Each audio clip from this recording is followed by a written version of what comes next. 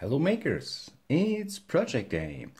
I'm gonna build an IoT lamp with mostly parts of what you see here, which are partly garbage. It's not the first time I built an IoT lamp. This one I built for myself. It's made of CD box, a plastic tube, Neopixels and an ESP. And it's not very pretty. This should change, because this time the lamp will be in present for a very special person. So it should look good and maybe it should be capable of doing much more things. I will use two of those CD boxes which formerly contains rewritable CDs. And I always thought throwing them away, but maybe I could use them. So I will use them now. Of course, it will contain of an 8266 on a NodeMcu board. Of course, Neopixels. I love those Neopixels. And it should have some sensors. First of all, I thought it would be cool to have a gesture sensor, so you can turn it on and off just by waving your hand. A temperature and humidity sensor, the BME 280. Why? Because why not? And something special, because the person doesn't have any IoT devices yet.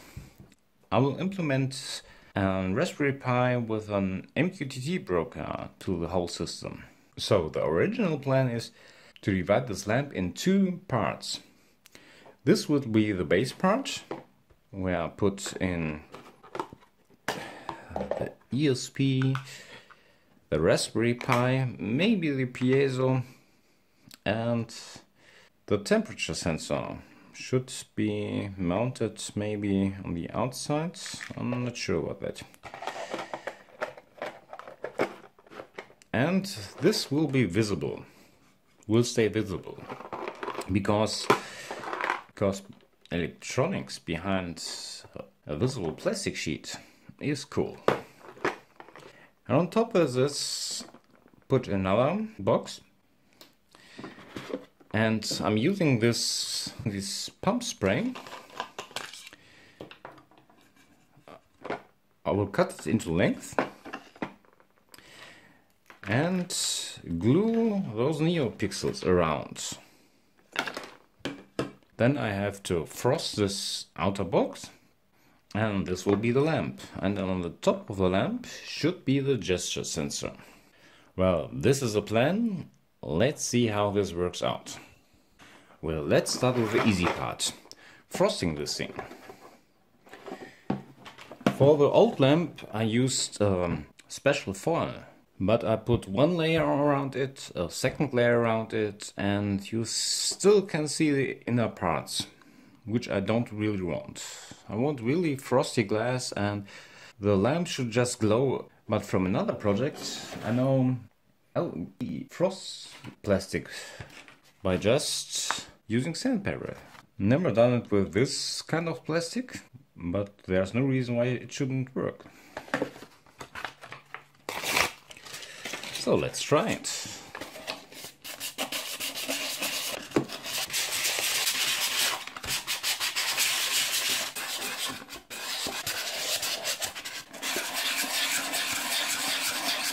Well, it already looks quite frosty. And as long as it's not staying directly on this wall, you won't see much of the Neopixels. Next step, cutting this one into length and glue on the Neopixels. Well, it has a height about 8 centimeters. Should definitely take a little more, and I would rather sand down the rest of it.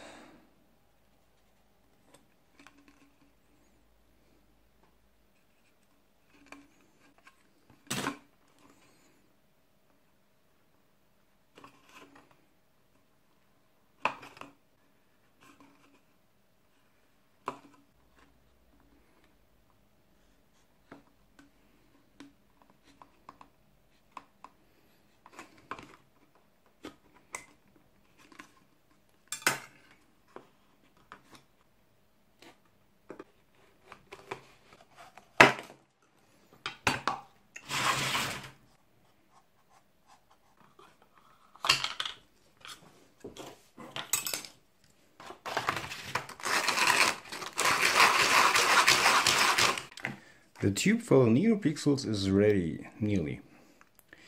I need to drill a hole so that this cable can put down to the lower section where it's connected to the ESP. It has to be a hole at least the thickness of this connector.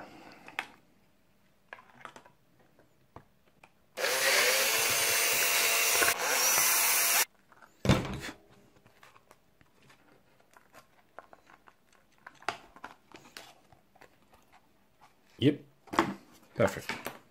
I have to cut off a small part so the cable can fit underneath it.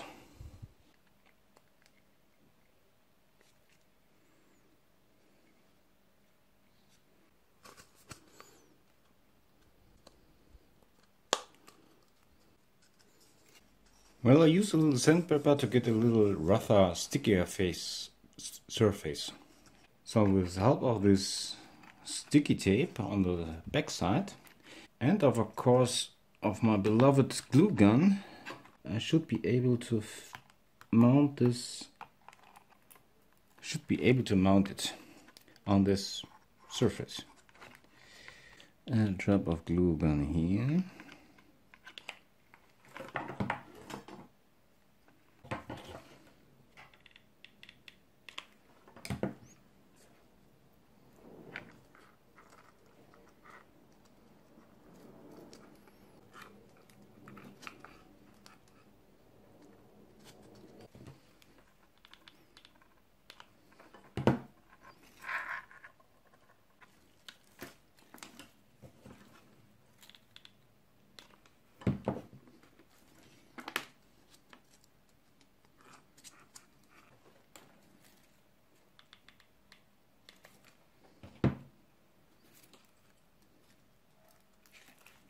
So I should finally come to an end, but let's see how much LEDs I already glued on.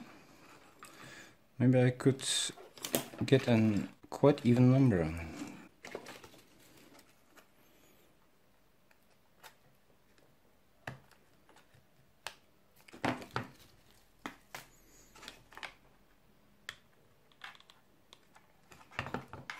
Well, I had space for about 42 Neopixel LEDs.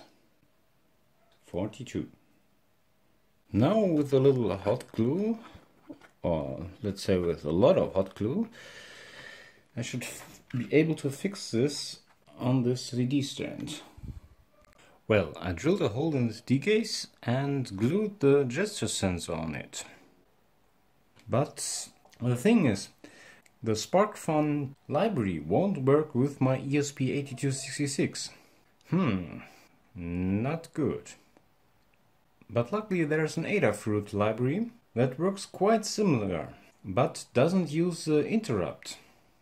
So now I'm afraid that the library stopped the processing of the ESP till it registers a gesture. That would be quite useless. So I built a test setup to test this library. Just before I smashed the whole thing with a big hammer, because I already glued the sensor, already attached it before testing it.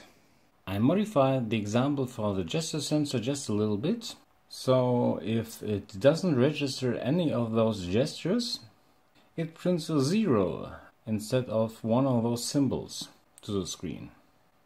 And guess what? It works. Tons of zeros are printed out to the serial monitor, and with a wave of my hand I can trigger a gesture. So I should put the hammer aside for a while and continue working on this project. So after soldering and a lot of programming, I'm starting to getting somewhere. Now I can choose a color and switch it on, off. It was the first time I used I2C to attach two sensors, and the temperature sensor won't initialize. I'm not sure what's the issue here.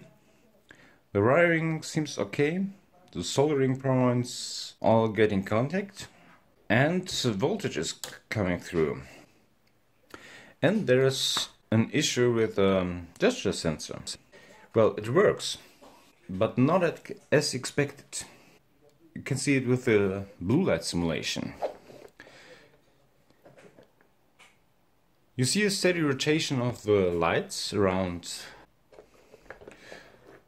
a little hiccup here, but I think I could live with it.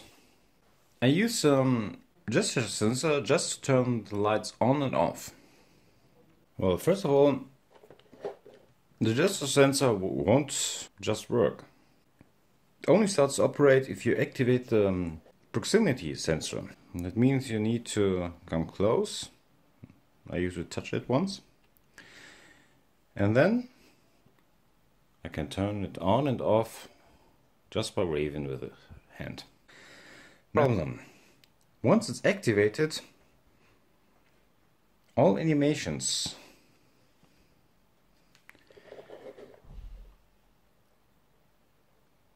got stuck from time to time.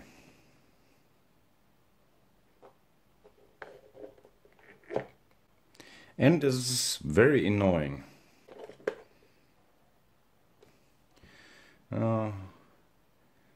It's the blue light animation that stuck the most. See? It gets worse every time.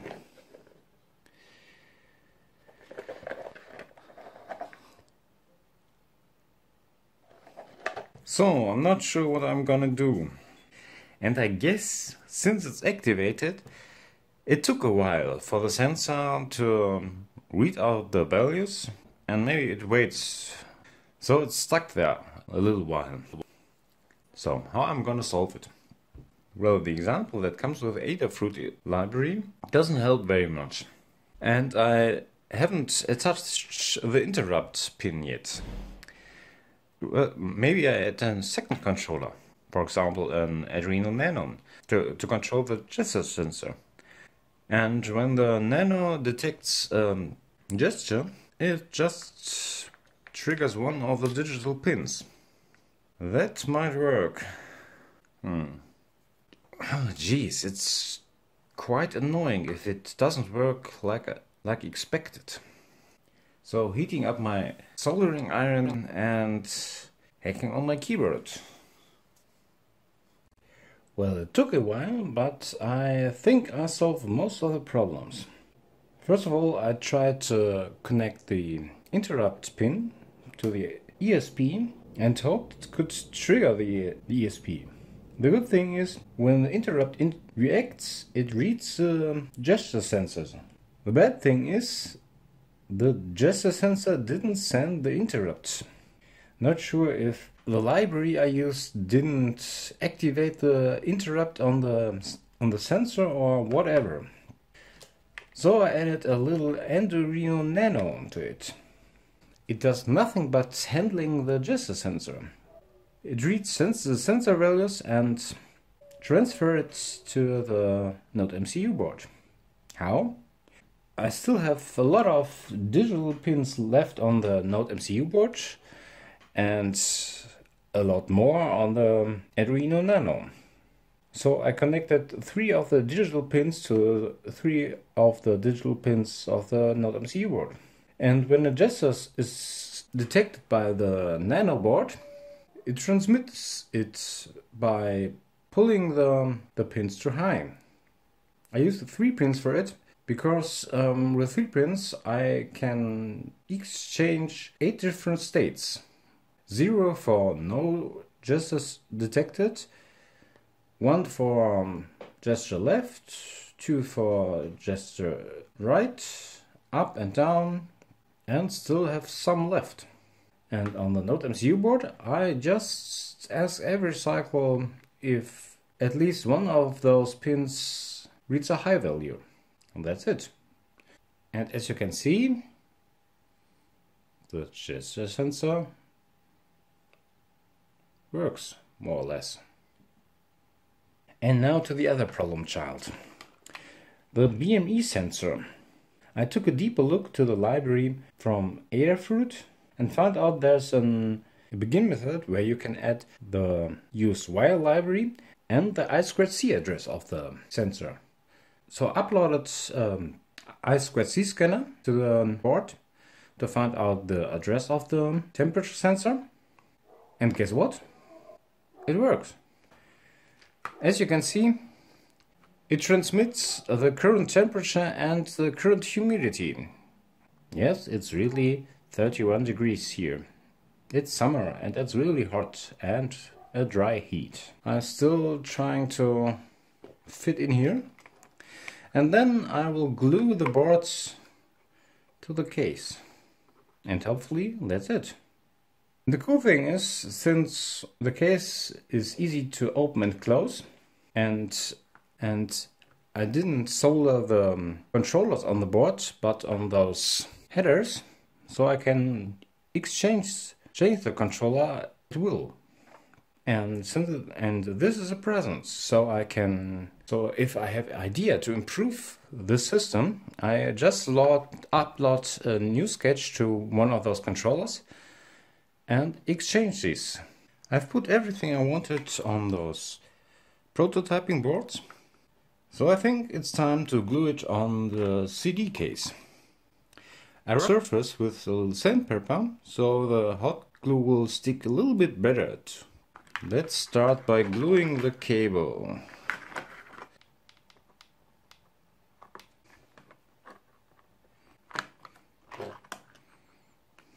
Now the PCB with the NodeMcu board. I have to put it close to the edge so I can make a little hole for the temperature sensor so it won't measure the temperature of the inside of the box but from the surroundings. Don't be greedy.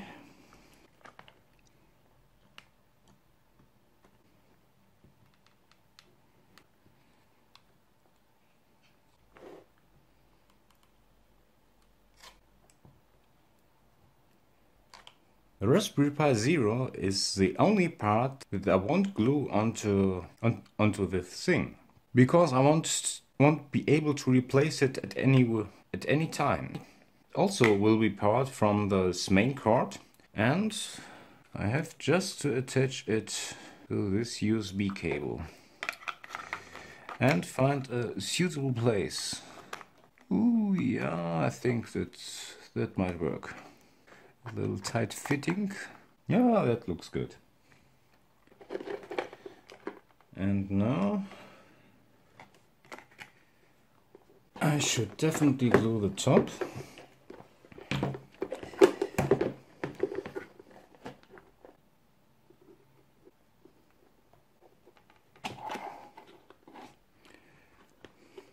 Now a big hole for the temperature sensor. About here. So I made a hole about 5 millimeters in diameter. I hope this little hole is all it needs to ensure a little airflow. I wanted to make a walk through the code, but it's more than 700 lines of code. You can see it's a lot. It's very a lot. I programmed hours for this. But I make a Git repository on Bitbucket. You can download it so you can rebuild this item if you want. It's really a lot. But there's room for more. As you can see, it uses only 23 of the storage space and only 41 of dynamic memory.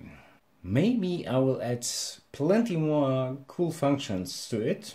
Maybe I don't. But at least you can profit from about 8 different modes. All on a small animation, blue light, fire simulation, sparkle, blink, sunrise simulation and disco light. I guess it's at least room for one more. Do you have a good idea? Well, the KatLight, I call it KatLight, is ready. It's working perfectly. On the lower level you can see the NodeMcu board, the Arduino Nano and the Raspberry Pi Zero W. The Raspberry Pi Zero works as an MQTT broker for this whole setup. and for additional IoT devices. I implemented different modes. Most of the modes can select a color, for example, just on, a nice animation,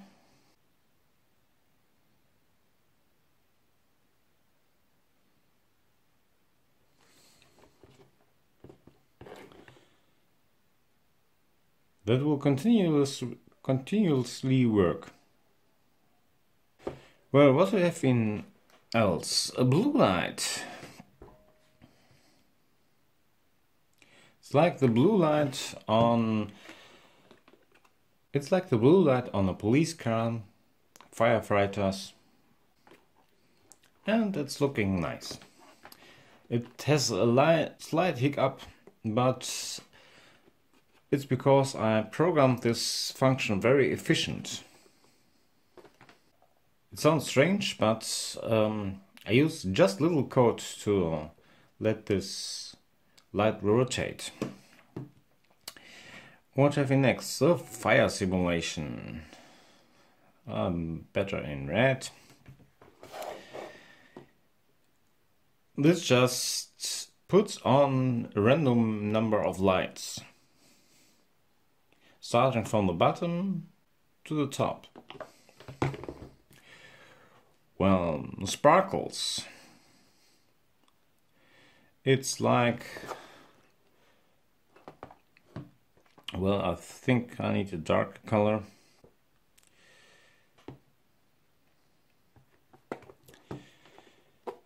It just turns on randomly several LEDs to white, and so it's a little sparkle effect.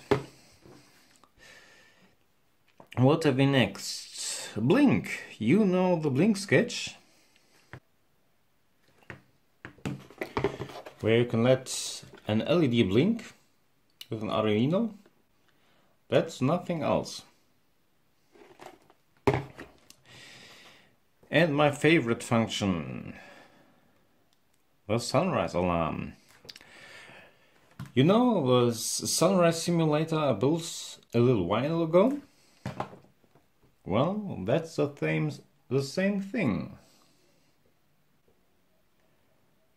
I put on the time when it should start.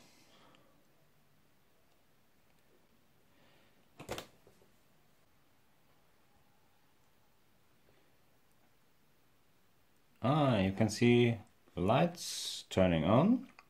The red light getting brighter and brighter every second.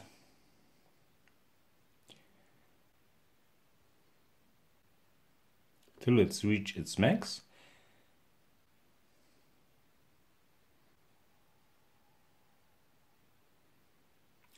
Then it will add green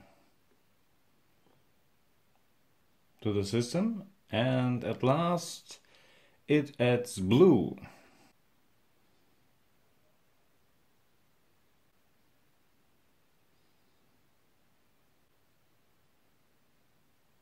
It adds blue till it's all white. Wow, isn't this a romantic sunrise?